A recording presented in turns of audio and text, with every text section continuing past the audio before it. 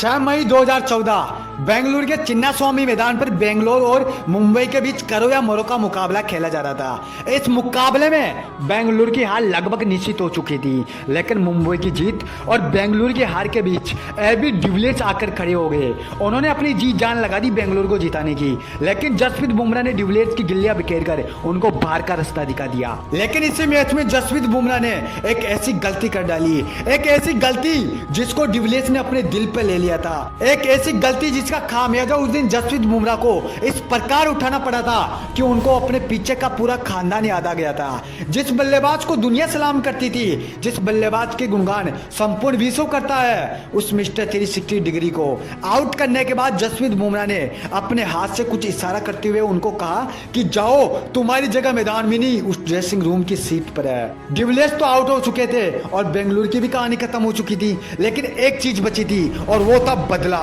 दिन बदलते गए, तारीखें बदलती गई और समय आ गया 10 मई 2015, ठीक एक साल बाद। जगह वही, टीम भी वही, बेंगलुरु बना मुंबई इंडियंस। मुंबई ने पहले खेलते हुए अपने 20 ओवरों में 190 रन का स्कोर बनाया, जिसके जवाब में बेंगलुरु की सारी टीम बिखरनी शुरू हो गई। एक बार फिर से जसप्रीत बुमराह ने कहर मचाना शुरू कर दिया। पहले तो क्रिस गेल, विराट कोहली, उसके बाद स्टुअर्ट बिन्नी और अंत में जाते जाते दिनेश कार्तिक को भी आउट करके पूरे विश्व क्रिकेट में तहलका मचाना शुरू कर दिया। लेकिन इस मैच की कहानी तो अब शुरू होने वाली थी, असली क्लाइमेक्स तो अब शुरू होने वाला था मेरे भाई। पूरी दुनिया ने डिविलियर्स के अपमान को भुला दिया था, पर वो कैसे भूल पाता। बेंगलुरु इस मुकाबले से बाहर हो चुकी थी। एक बार फिर से बेंगलुरु के फैंस के हाथों निराशा थी, और वो कर भी क्या सकते थे। हर एक ओवर के बाद, हर एक गेंद के बाद बेंगलुरु की हार काफी नजदीक आती जा रही थी। लेकिन कोई था मिस्टर 360 डिग्री जो अपने टीम की इज्जत बचाने के लिए अकेला 11 खिलाड़ियों के बीच मैदान पर लड़ रहा था। पारी का 11 ओवर डिविलियर्स के सामने थे जसप्रीत बुमराह, और इस ओवर में जो हुआ ना दोस्त, उसको संपूर्ण विश्व ने देखा। डिविलियर्स के इस कारनामे को स्टेडियम में बैठे सभी दर्शकों ने देखा।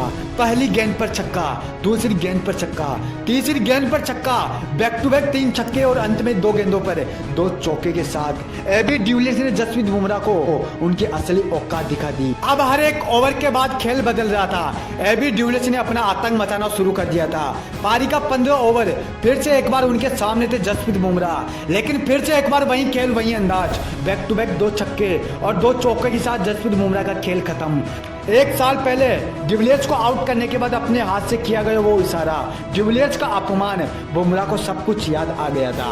उस दिन डिविलियर्स ने स्वतंत्रता होने की महाविध्वंसक पारी खेलकर अपनी टीम को जीत दिला दी थी, और अपना बदले के साथ अपनी टीम को भी प्लेऑफ के नजदीक पहुंचा दिया था। वो मैच उस दिन जिस किसी ने भी देखा था ना मेरे भाई, उन लोगों को तुम जाकर पूछो कि एबी डिविलियर्स क्या कर सकते हैं।